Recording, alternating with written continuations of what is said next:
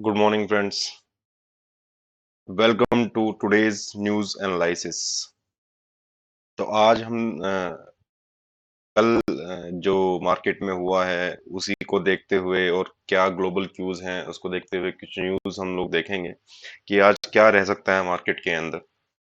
Let's start with global cues.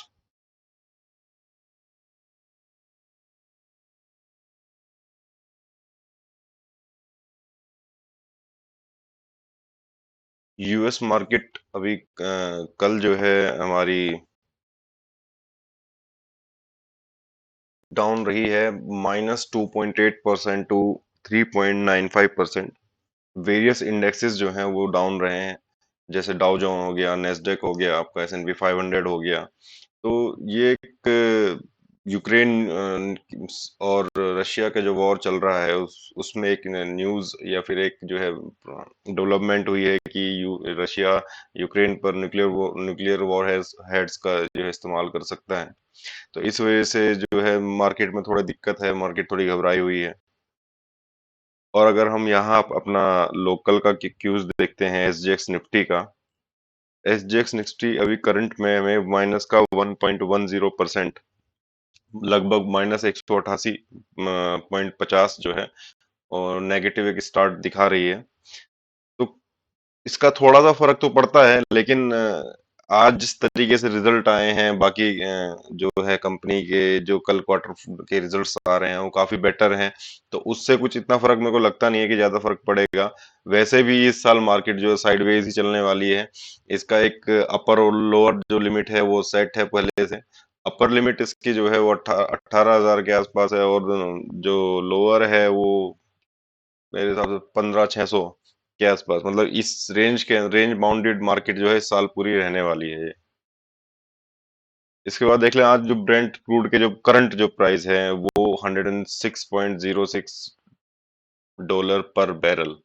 मतलब काफी उछाल आया है। 102 पॉइंट कुछ था कल जो है, और आज जो है ये 106 हो गया है। तो ये उसी ग्लोबल जो क्यूज है उसी वजह से जो है इसमें दिक्कत आई। ये दिख रहा है हमें कि ब्रेंट क्रूड का प्राइस जो है वो इंक्रीज हो रहा है। इंडिया विक्स कल हमारा विक्स देखो कूल डाउन हुआ था, लेकिन अगर as compare to global cues अगर देखा जाए 15% के आसपास तक 38.93 पर इस वक्त जो है आपका ये यूएस विक्स चल रहा है। 30 के ऊपर तो काफी ज्यादा हमें सतर्क रहना होता है, काफी घबराहट हो जाती है मार्केट में। हमें सब पोजीशंस को आउट कर देना चाहिए जो ट्रेडर्स हैं। अ, लेकिन अभी फिलहाल हमारे यहाँ पे आज देखेंगे हमारा कि कितना डेवलपमेंट होता है, विक्स हमारा कहाँ पहुंचता है। थोड़ी न्यूज हम ऐसे ही एक बार डिस्कस कर लेते हैं। यूएस की जो 10 ईयर गवर्नमेंट सिक्योरिटी यील्ड है वो 2.74% पे जो है जा चुकी है। कल से थोड़ा इंक्रीज है इसमें। ऑब्वियस सी बात है, यूएस रशिया जो में जो अनबन है उसकी वजह से, और इसके अलावा यूक्रेन के ऊपर जो अभी नए डेवलपमेंट हुए हैं रशिया के, तो वो सब इसमें कुछ ना कहीं जो है अपना रोल प्ले करता दिख रहा है। इंडिया की 10 ईयर जी से कील्ड 7.05 पे स्टेबल है। कल ऐसा सच कुछ था नहीं, कांस्टेंट मार्केट थी, जितने पे ओपन हुई थी उतने पे ही लगभग लगभग वो क्लोज होगी मार्केट। तो कल इतना कुछ फर्क उसमें था नहीं। एलआईसी ने एक न्यूज है, एलआईसी जो है अपना आईपीओ लेके आ रहा है, और आईपीओ की जो डेट्स हैं वो 2 मई से और 4 मई के बीच में है। यानी कि 2 मई को तो वो एंकर इन्वेस्टर्स के लिए ओपन होगा और 4 मई को रिटेलर्स और पब्लिक के लिए ओपन होगा। इसमें पॉलिसी होल्डर्स के लिए बहुत फायदा है। फायदा क्या है कि पॉलिसी होल्डर्स को 60 रुपीज पर शेयर डिस्काउंट उनको मिल रहा है, और जो इन्वेस्टर्स हैं जो और जो स्टाफ हैं उनको 45 रुपीज पर शेयर जो है वहां पे उनको डिस्काउंट मिल रहा है। तो ऑलरेडी पहले ही बम्पर जो है उनको डिस्काउंट मिल गया है। तो जो congratulation LIC holders, LIC policy holders.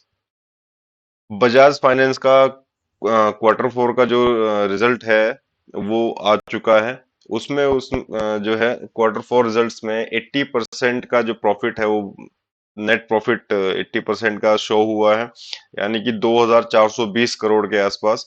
और जित क्वार्टर ऑन क्वार्टर बेसिस से अगर देखा जाए तो 14% का ग्रोथ बजाज फाइनेंस के शेयर में मार्केट में दिखा है। हम लोग कल बात कर रहे थे हॉलकिम बिजनेस की, यानी कि जो सीमेंट में जो उसकी शेयर है एसीसी के साथ में, वो उसको सेल आउट करना चाहता है। तो फिलहाल अदानी ग्रुप जो है इसमें आगे बढ़ता ज्यादा दिख रहा है कि अदानी ग्रुप जो है एडवांस टॉक्स में जा चुका है, और जल्दी ही जहां तक है डील भी ये क्लोज कर ही लेगा। एक जो म्यूचुअल फंड्स हैं हमारे, उसका ये मार्च 2022 का डाटा आउट हुआ है। हमें मिला है टॉप 20 म्यूचुअल फंड्स के रिगार्डिंग, कि जो टॉप 20 म्यूचुअल फंड्स हैं वो 4.5% कैश अपना जो है मार्च 2020 में मतलब इक्विटी से निकाल के उन्होंने अपने पास कैश रखा हुआ था, जिसमें एसबीआई म्यूचुअल फंड 12.4% कैश अपने पास रखा था। एक्सिस म्यूचुअल फंड ने 10.02% जो है कैश अपने पास रखा था। आईसीआईसीआई म्यूचुअल फंड ने 9.4% कैश लेवल्स मेंटेन करके रखे थे अपने पास में। हो सकता है कि मार्केट वॉलेटिलिटी को देखते हुए इन्होंने जो है ये डिसीजन ले लिया हो।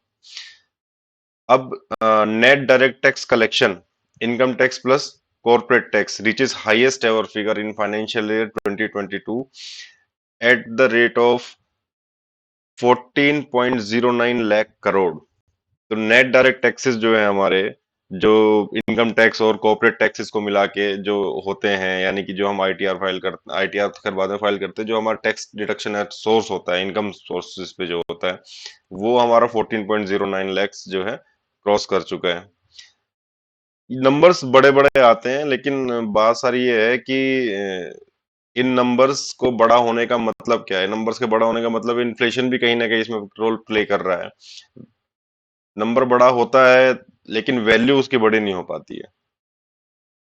L&T Infotech and Mindtree board में meet next week to okay merger, यानी कि इनका फाइनलाइज हो ही गया आखिरकार। एल&टी इन्फोटेक का और माइंडट्री का मर्जर होना ही है, ये फॉर श्योर है। अब नेक्स्ट वीक ये फाइनलाइज करेंगे अपने मर्जर को, फिर अप्रूवल्स के लिए भेजेंगे। मर्जर के लिए जो भी इन्होंने अपना डॉक्यूमेंट बनाया होगा सेबी को, सेबी अप्रूवल देगी तो उसके बाद इनका मर्जर जो है फॉर श्योर अप्रूव मतलब हो जाएगा। हमारे यहाँ पर अभी जो peak power supply across India cross कर चुकी है 201 गीगावाट मार्क। और इस टाइम पे अगर इतना पीक हमारा जा रहा है, पीक पावर सप्लाई अगर 201 गीगावाट मार्क को जो है अगर पार कर रही है, मतलब उसको क्रॉस कर रही है, तो इसका मतलब सीधी सी चीज है, करंट में हमारे पास कोल डेफिसिट है। जहां पे ये हाइडल पावर जनरेशन जहां जहां भी हो रहा है, उसके बाद में मतलब अलग जैसे एनटीपीसी हो गया, तो वहां पे मतलब कोल की सप्लाई कम है। दूसरी चीज, एनवायरनमेंट की वजह से जो है कोल एक्सट्रैक्शन कम हो रहा है, तो कोल के प्राइस राइज होने ही होने हैं। और इस टाइम पे डिमांड बढ़ गई, यानी कि आप देख सकते हैं कि हमारा प्रोडक्शन कम हो रहा है, डिमांड इंक्रीज हो रही है, और सप्लाई चेन में जो मेजर रोल प्ले कर रहा है रेलवे जो है, वो भी इफिशिएंटली जो है उसको नहीं पहुंचा पा रहा। तो आप समझ सकते हैं कि नियर बाई जो है जो प्राइस है इलेक्ट्रिसिटी का, वो कहीं ना कहीं इंक्रीज होने की चांसेस हैं। Real time payments expected to boost India's GDP by 45.9 billion in 2026। तो अच्छी न्यूज है कि जो हमारा जो पेमेंट सिस्टम है, एनपीसीआई है, भीम यूज करते हैं, और इन सब पे डिजिटल पेमेंट सिस्टम के ऊपर हमारा जो रिलायबिलिटी है, जो ग्रॉस डोमेस्टिक प्रोडक्ट है इंडिया का, वो डिपेंड करने वाला है, और वो 45.9 बिलियन तक वो जो है बूस्ट अप होने वाला है। तो आप समझ सकते हैं डिजिटल इंडस्ट्री के अंदर कौन सी इंडस्ट्री आती है, और कौन से मेजर प्लेयर्स हैं जो इसमें फायदा कमा सकते हैं। देख के आप अपना डिसीजन ले लीजिएगा। टाटा सन्स के रिगार्डिंग एक न्यूज है कि टाटा सन्स जो है वो चार जो उसकी ग्रुप एयरलाइंस हैं, वो सबको एक रूफ के अंडर लेके आना चाहता है। यानी कि ये अभी टाटा सन्स जो है जो इसकी मतलब ग्रुप की जितनी भी एयरलाइंस थी, वो गुड़गांव ऑफिस के अंडर में ही पूरा अपना लेके जाना चाह रहा है।